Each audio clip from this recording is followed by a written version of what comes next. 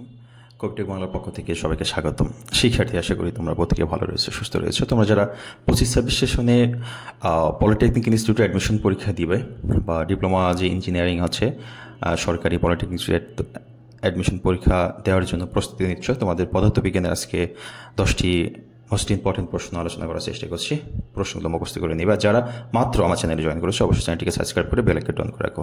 শিক্ষার্থী বন্ধু, প্রথম যে সূত্র রেখেছি সেটা প্রশ্ন রেখেছি, সেটা হচ্ছে 1 নম্বর হচ্ছে নিউটনের গতি বিষয়ক সূত্র কয়টি?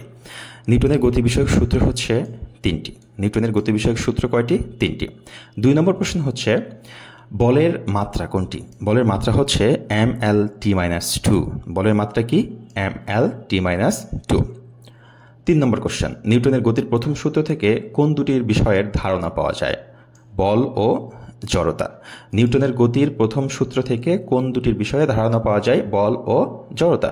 এরপর 4 নম্বর প্রশ্ন, দুটি বস্তুর প্রত্যক্ষ সংস্পর্শে কোন বলের সৃষ্টি হয়? স্পর্শ বল। দুটি বস্তুর প্রত্যক্ষ সংস্পর্শে কোন বলের সৃষ্টি হয়? স্পর্শ বল। 5 নম্বর প্রশ্ন, সবচেয়ে দুর্বল বল কোনটি?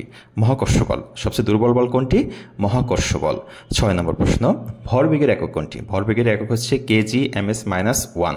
ভরবেগের একক কোনটি? KG ms-1।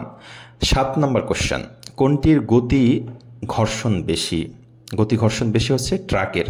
ট্রাকের হচ্ছে গতি ঘর্ষণ বেশি এই 4টা উদাহরণের তুলনায়।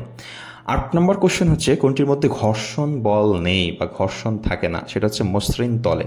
মসৃণ তলে ঘর্ষণ সৃষ্টি হয় না। 9 নম্বর কোশ্চেনটা হচ্ছে তড়িৎচুম্বক বল মাধ্যাকর্ষণ শক্তির তুলনায় কত গুণ বেশি? এটা হচ্ছে 10⁻36 গুণ বেশি। তড়িৎচুম্বক বল মাধ্যাকর্ষণ শক্তির তুলনায় কত গুণ বেশি? 10⁻36 গুণ বেশি। লাস্ট কোশ্চেন, কোন বলের কারণে তুমি তোমার ওজন অনুভব করো? এটা হচ্ছে মহাকর্ষ বলের কারণে। কোন বলের কারণে তুমি তোমার ওজন অনুভব করো? মহাকর্ষ বলের কারণে। শিক্ষার্থীবৃন্দ, এখন যে প্রশ্নগুলো দেখাচ্ছি বিগত কয়েকটা ভিডিওতে তোমাদের কিন্তু এখানে ম্যাথমেটিক্যাল টার্ম একটাও দেখাই নাই। তো এরকম যেগুলো মুখস্থ করতে হবে সেই কোশ্চেনগুলো এখন দেখাচ্ছি। ম্যাথমেটিক্যাল টার্মগুলো কিছুদিন পরে তোমাদের আলোচনা করব, গাণিতিক ব্যাখ্যা। শিক্ষার্থীবৃন্দ, সে পর্যন্ত সবাই ভালো থাকো, সুস্থ থাকো, কবিটি বাংলার সাথেই থাকো। আল্লাহ হাফেজ।